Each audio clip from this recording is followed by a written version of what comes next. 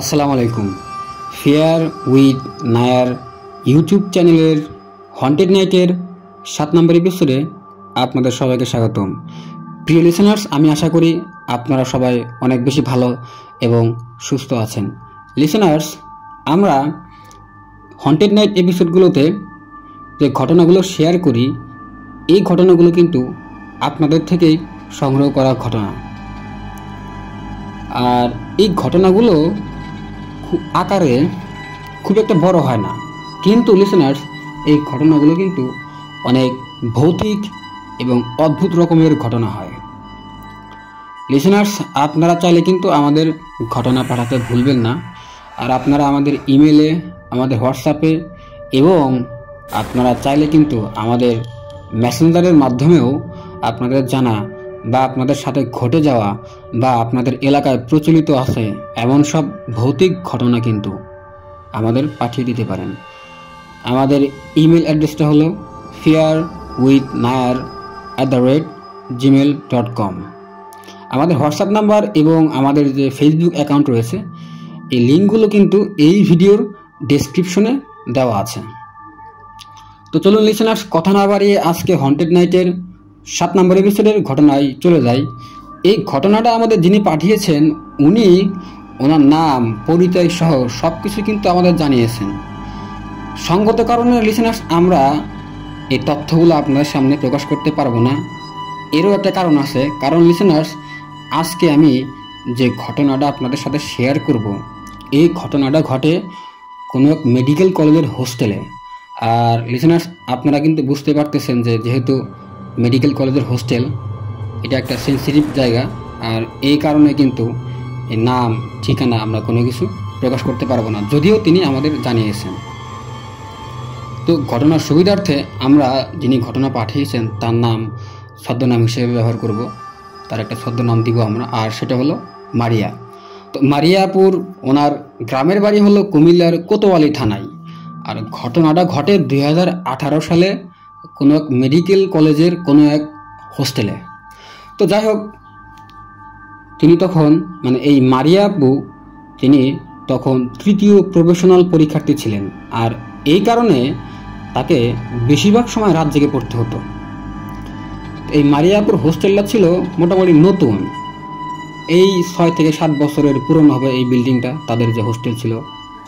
তো এই হোস্টেলের নিচে ছিল হাসপাতাল আর ওপরে ছিল হোস্টেল। তাদের যে হোস্টেলের সুপার ম্যাম ছিল, উনি ওনাদের সবসময় বলতেন যে কোনোভাবে যেন তোমাদের করিডোরের যে লাইট, এই লাইটগুলো যেন রাত্রে কোনোভাবেই কেউ অফ না করে। তো এটা শোনার পর ওনারা আসলে ভাবতেন, এই মারিয়া আপু এবং তার যে রুমমেটরা ছিল হোস্টেলে যারা থাকতো, এরা ভাবতো যে ম্যাডাম হয়তো বা অন্ধকার ভয় পায়। তো তারা বলে ঠিক আছে, আমরা লাইট জ্বালিয়ে রাখবো, এটা কোনো সমস্যা নাই। তো বেশিরভাগ সময় তাদের যে হোস্টেলে যারা থাকতো তারা 2-1টা লাইট জ্বালিয়ে রাখতো। তাদের ম্যাডাম বলেছে এই কারণে। তো এই মারিয়া আপু যে রুমে থাকতো, তার এক রুমমেট, উনি আবার এই করিডোরের লাইট এটা সহ্য করতে পারতো না। লিসেনার্স, অনেকেই কিন্তু আছে তারা লাইটের আলোয় কিন্তু ঘুমাতে পারে না বা রাত্রে লাইটের আলো সহ্য হয় না। তো এই মারিয়াপুর, ওনার যে বান্ধবী ছিল, উনি এই লাইটের আলো সহ্য করতে পারতো না। আর সে প্রতিদিন রাত 11টার দিকে ঘুমিয়ে যেত। আর ঘুমানোর আগেই এই মারিয়াপুর রুমের যে সামনে করিডোরের লাইটগুলো ছিল, এই লাইটগুলো সে অফ করে দিত। আর তখন তাদের রুমে যে বাকিরা যারা ছিল, তারা তাদের যে টেবিল ল্যাম্প ছিল, এই ল্যাম্প জ্বালিয়ে পড়াশোনা শুরু করে। তো এই মারিয়াপুরা ছিলেন 5 জন, এক রুমে 5 জন থাকতো। তো একদিন হয় কি, উনি আর ওনার এক রুমমেট, ছদ্মনাম হিসেবে লিসেনার্স আমরা ঈশা বলতে পারি। তো এই মারিয়া আপু আর এই ঈশা আপু, ওনারা রাত জেগে পড়তে থাকেন। রাত প্রায় 2টা পর্যন্ত পড়ার পর ওনারা তখন ঘুমানোর প্রস্তুতি নেয়। আর ঠিক সেই সময় কিন্তু বাকি রুমমেট যারা ছিল, ওনারা কিন্তু তখন ঘুমিয়েছিল। এই মারিয়া আপুদের যে হোস্টেল ছিল, এই হোস্টেলে ছিল কমন ওয়াশরুম, সবার জন্য একই ওয়াশরুম ছিল। করিডোর দিয়ে কিছুটা সামনে এগিয়ে গেলে ছিল ওয়াশরুম। তো এই মারিয়া আপু আর তার যে রুমমেট ছিল ঈশা আপু, ওনারা রাত্রে ঘুমানোর আগে একসাথে ওয়াশরুমে যায়। তো তার যে ছিল রুমমেট ছিল, উনি এই ঈশা আপু আগে বের হয়ে চলে আসে, আর এই মারিয়া আপু ওনার একটু পরে বের হয়ে আসে।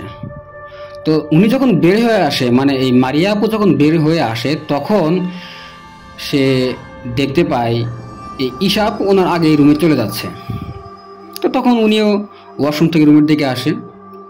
তখন রুমের দরজা কিছুটা খোলা ছিল, রুমে যে লাইট ছিল এগুলো ছিল নিভানো, আর শুধু এই ঈশা আপুর যে টেবিল ল্যাম্পটা ছিল এটা জ্বালানো ছিল। আর এর যে আলো ছিল, এর আলোতেই রুমের ভিতরে যারা আছে সবকিছু কিন্তু লিসেনার্স ছায়ার মতো দেখা যাচ্ছে। দরজার ঠিক সামনেই, তাদের রুমের যে দরজা ছিল এই দরজার ঠিক সামনে ছিল মারিয়া আপুর বেড। তো উনি করিডোর দিয়ে যখন রুমের দিকে তাকান, তখন উনি খেয়াল করে ওনার বেডের পাশ দিয়ে একটা 15 থেকে 16 বছরের একটা মেয়ে মনে হচ্ছে নাচতে নাচতে রুমের ভিতরে চলে যায়। তো উনি মনে করে, এই মারিয়া আপু মনে করে যে ওনার যে রুমমেট ছিল ঈশা আপু, হয়তো উনি এইভাবে নাচতে নাচতে রুমের ভিতরে চলে যাইতেছে। তো উনি যখন রুমে প্রবেশ করে, রুমে ঢোকার পর দেখে যে তার রুমমেট ঈশা আপু উনি খাটে বসে, যে ওনার যে বিছানা ছিল ওইখানে বসে এসে পানি খাচ্ছে, পানির বোতলে এসে পানি খাচ্ছে। তখন এই মারিয়া আপু বলে, কিরে অন্ধকারে এইভাবে দৌড় দিলি কে, এবং নাচতে নাচতে আসলি কেন, আর রাতের বেলা অন্ধকারে কিভাবে আয়না দেখিস? লিসেনার্স, এইখানে আয়না বলতে বোঝানো হয়েছে এই মারিয়া আপুর যে বিছানা ছিল এইখানে একটা আয়না ছিল, আর তার যে বান্ধবী ঈশা আপু উনি মাঝে মাঝেই এই মারিয়া আপুর আয়না দেখতো, যে কোনো সময় উনি আয়না দেখতে আসতো। তো তখন এই ঈশা আপু বলে যে না, আমি তো দৌড়ে দৌড়ে আসি না, আমি তো হেঁটে আসলাম, দৌড় দিব কেন, তুই কি বলিস সেটা? তখন এই মারিয়া আপু বলে, হ্যাঁ তাই তো। তো দ্রুত দৌড়ে এসে রুমে পানির বোতলে পানি নেওয়ার পর, পানি খাওয়া তো সম্ভব না, কিছু হলে তো সময় লাগবে। এরপর এই মারিয়া আপু আরও খেয়াল করে যে তার যে বান্ধবী, মানে রুমমেট যে ছিল ঈশা আপু, এই ঈশা আপুর সাথে তিনি যাকে রুমে ঢুকতে দেখে তার কিন্তু উচ্চতা ছিল, এই উচ্চতা কোনোভাবে মিলে যাচ্ছে না। মানে লিসেনার্স, এই মারিয়া আপুর যে রুমমেট ছিল ঈশা আপু, এই ঈশা আপু কিন্তু একটু লম্বা ছিল, আর মারিয়া আপু যাকে রুমে ঢুকতে দেখে উনি আকারে কিন্তু এই ঈশা আপুর থেকে ছোট ছিল। তো যাই হোক, এই মারিয়া আপু তখন আসলে বুঝতে পারে যে কোনো একটা ঝামেলা হচ্ছে রুমে। তো উনি এই ঈশা আপুকে আর কিছু বলে না, উনি তখন বলে যে ঠিক আছে তুই ঘুমিয়ে পড়। এটা বলার পর এই মারিয়া আপু উনি নিজেও শুয়ে পড়ে, আর শুয়ে শুয়ে আসলে ভাবতে থাকে যে কি হলো এটা। তো এমন সময় তিনি খেয়াল করে রুমের সবাই তখন গভীর ঘুমে। তো এই সময়ে তার কোনো এক ছোটবেলার বান্ধবী তাকে কল দেয়। তো যখন উনি ওনার বান্ধবীর সাথে কথা বলতেছিল, এক পর্যায়ে উনি খেয়াল করে যে ওনার ফোনের পাশে কে যেন হি হি করে হেসে উঠল, আর এই যে হাসিটা ছিল একটা বাচ্চা মেয়ের গলা।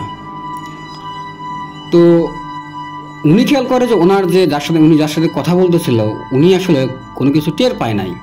তখন এই মারিয়া আপু তার বান্ধবী যার সাথে তিনি কথা বলতেছিল তাকে জিজ্ঞাসা করে যে তোমার সাথে কে। উনি হয়তোবা এটা ভাবে যে উনি যার সাথে কথা বলতেছিল তার সাথে হয়তোবা কোনো একটা ছোট একটা মেয়ে আছে। তখন তার বান্ধবী বলে, না আমার সাথে তো কেউ নাই, আমি তো একা।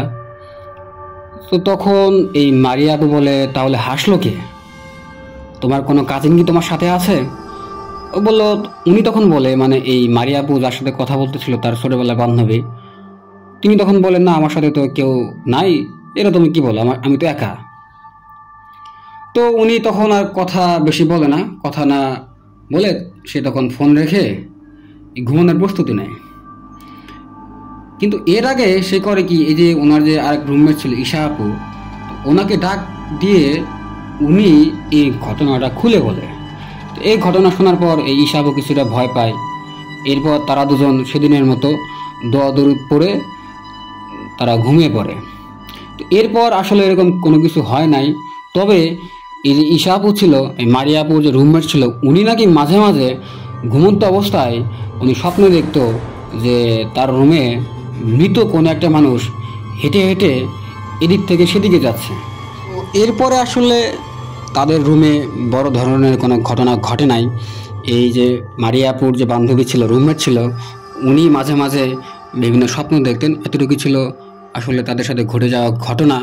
লিসেনার্স, এই যে মারিয়া আপু, ওনার সাথে আরও বেশ কিছু ঘটনা আছে ওনার জানা, উনি আমাদের পরবর্তীতে পাঠাবেন বলে আমাদের বলেছেন।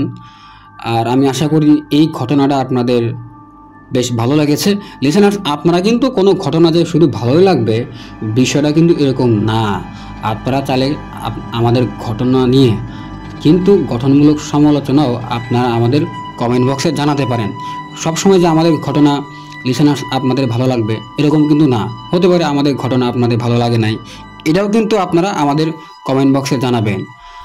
আর এই যে বিভিন্ন হসপিটাল বা বিভিন্ন হোস্টেলের ঘটনা কিন্তু লিসেনার্স, যারা হোস্টেলে থাকে বা বিভিন্ন মেডিকেল কলেজে পড়াশোনা করে তারা কিন্তু এই বিষয়গুলো খুব বেশি ফেস করে।